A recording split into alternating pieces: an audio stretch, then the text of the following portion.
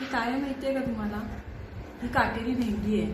ही मी कोल्हापूरहून आणली होती, पण याची आमटी करायला मला वेळच नाही मिळाला. तर म्हटलं आज पटकन याची छान अशी आमटी करावी. सो मी याची मस्त अशी आमटी करणार आहे. तर त्याच्यासाठी पहिल्यांदा आपल्याला ह्या भेंड्या ज्या आहेत त्या आपल्याला अशा सोलून घ्यायच्या आहेत. त्याच्यामध्ये दाणे असतात, तर ते दाणे आपल्याला एक एक करून काढून घ्यायचे. तर मी ते दाणे काढून घेते. त्याची आमटी खूपच छान लागते, मस्त टेस्टी अशी याची आमटी लागते. तिखट अशी झणझणीत अशी आमटी आपण करणार आहोत. तर हे बघा, हे दाणे मी आता इथं काढले आहेत, थोडे थोडे काढून घेतले. तर बाकीचे उरलेले मी काढून घेते.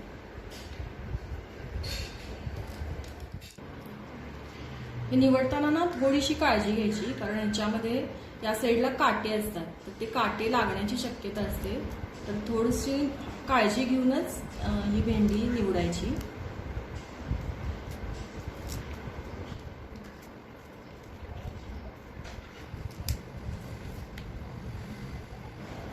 किती सारे दाणे आहेत बघा एका भेंडीमध्ये.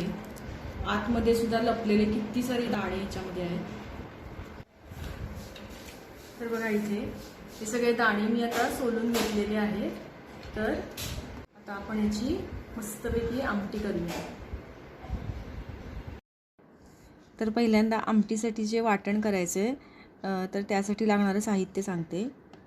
लसूण 8 ते 10 पाकळ्या आणि 1 इंचाचा आल्याचा तुकडा, कांदा 1 उभा चिरलेला, सुकं खोबरं 1 वाटी, तीळ 3 चमचे, जिरं 1 चमचा आणि 1 टोमॅटो बारीक चिरलेला. आता हे सगळं आपल्याला व्यवस्थित भाजून घ्यायचं आहे. त्यासाठी गॅसवर मी पहिल्यांदा कढई ठेवते आहे. आता कढई गरम झाली की त्याच्यामध्ये तीळ घालते पहिल्यांदा. आता हे तीळ भाजून घेऊया आपण. 1-2 मिनटं तीळ भाजून घेते. तीळ भाजत आले की ते थोडेसे तडतडतील, तर तेव्हा ते मी काढून घेते. आता खोबरं भाजून घेते. खोबरं लगेचच भाजून होईल. थोडासा त्याचा कलर असा चेंज झाला की ते काढून घ्यायचं. तर इथे खोबरं आता भाजून झालंय. आता जिरं घालते. जिरं आपल्याला फार भाजायचं नाही आहे, अगदी 1 मिनिट जिरं भाजून घेते.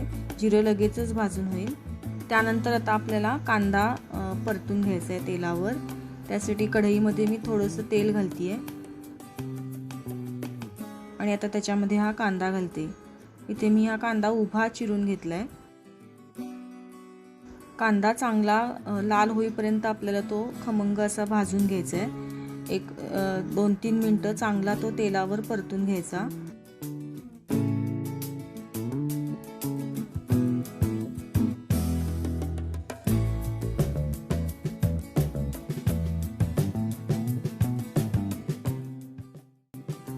तर बघा इथे कांदा आता छान भाजून झालेला आहे.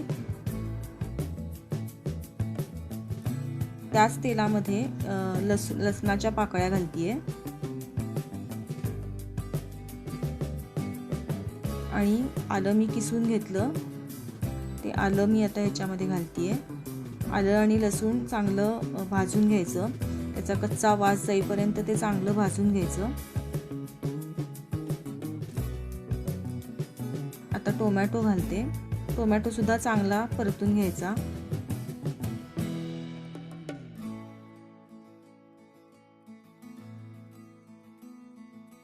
टोमॅटो चांगला 2 मिनटं परतून झाल्यानंतर आता आपले हे सगळे जिन्नस व्यवस्थित असे भाजून झालेत. आता ह्याचं आपल्याला मिक्सरमध्ये वाटण करायचे.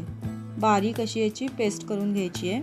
तर मिक्सरमध्ये हे सगळे मी जिन्नस घालून घेते आणि बारीक याची पेस्ट करून घेते. त्यानंतर आता आपल्याला जे दाणे आपण काढून घेतले होते ते चांगले असे आता तेलावर परतून घ्यायचे. तर त्यासाठी आता मी कढईमध्ये थोडंसं तेल घेते आहे आणि त्याच्यावर आता हे दाणे परतून घेते. हे दाणे परतायला थोडासा वेळ लागतो. ते 10 मिनटं हे चांगले तेलावर परतून घ्यायचे, म्हणजे मग ते कच्चे कच्चे असे राहत नाहीत. चांगले खमंग असे हे तेलावर परतून घ्यायचे. दाणे परतत असतानाच एका साईडला मी पाणी गरम करत ठेवते आहे. हे गरम पाणी आपल्याला नंतर आमटीमध्ये घालायचं आहे.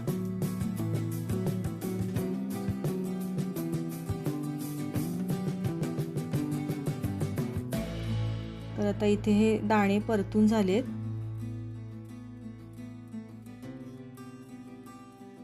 आता त्याच कढईमध्ये मी थोडंसं तेल घेते आहे आणि फोडणी करून घेते. मोहरी घालते, जिरं घालते, हिंग थोडंसं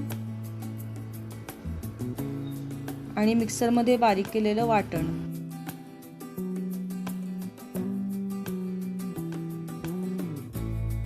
हे एकदा व्यवस्थित असं मिक्स करून घ्यायचं.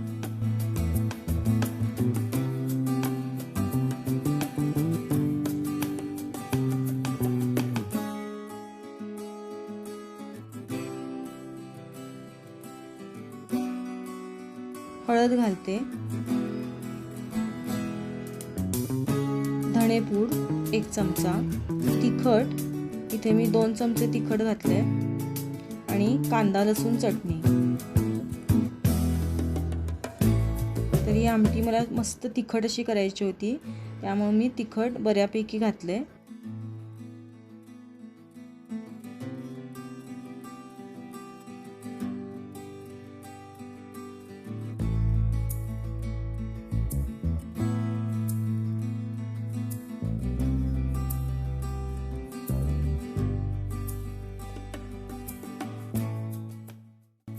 मीठ घालते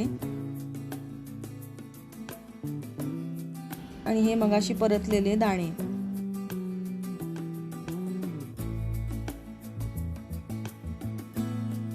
व्यवस्थित असं मिक्स करून घ्यायचं हे आणि त्याला एक चांगली अशी उकळी द्यायची.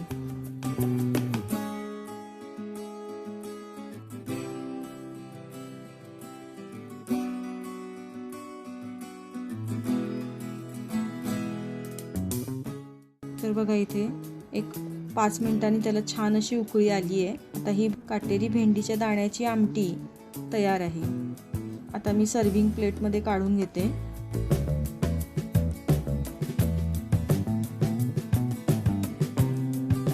किती छान दिसतीये, कट सुद्धा किती मस्त आलाय त्याला. तर छान अशी ही आपली दाण्याची आमटी आता तयार आहे.